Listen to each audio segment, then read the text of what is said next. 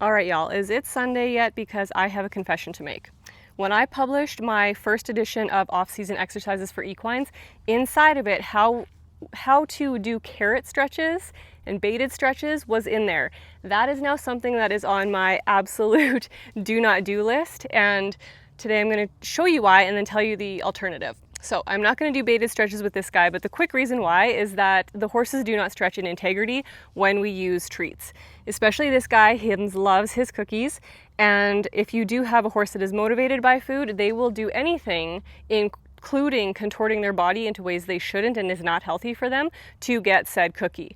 So today what we want to do, I go into depth about how to get this in hand and under saddle, but we want to access the horse's atlas occipital joint and then just gauge his range of motion in his neck with no judgment that he needs to turn all the way around like they should be able to.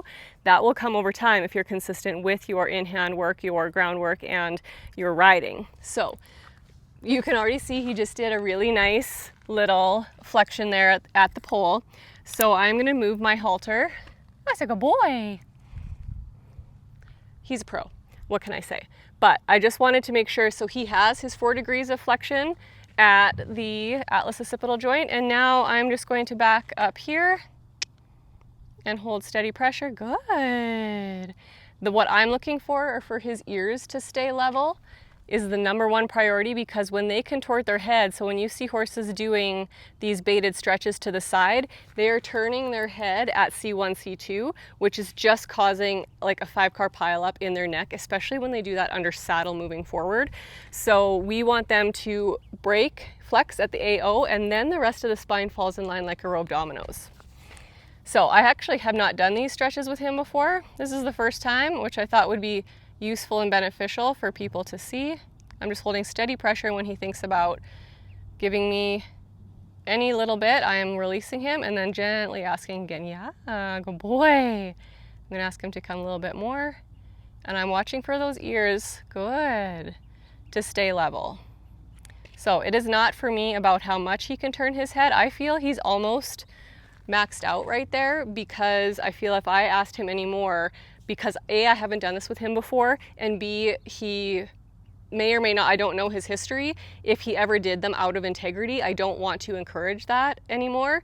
So I can't show you the bad way because I don't want to do that to my horses. So no chin. I used to do chin to chest, chin to knees, chin to the ground with the cookie. Do not do those. Do not do the reach around. Just simply work from either side, starting, yeah, with that atlas.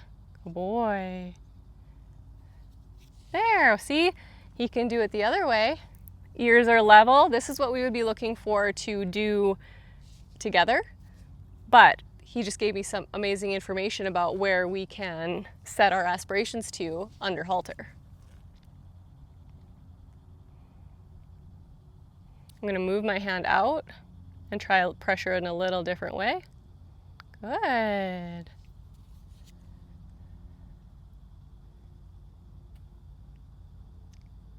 Good. Good. Good. Good. All right. One other way that you can try that is manually asking, making sure he has that flexion first. Good. Yeah. And I do. I just feel a little bit of restriction. I'm going to try this other side. This way. Good. All right. So, information. He easily can do it that way, as he showed us at Liberty on his own accord, but is feeling stiffness here. So whether it could come from either side, it's more likely coming from tightness on the left side. Good. Because it hurts to extend when something, good boy. Good boy. Good. I'm going to facilitate him back to neutral and ask one more time. Good boy. And this is just information. Yeah. There we go. Patience is key. I hope that was useful for you guys in a new way to do non-baited stretches with your horse.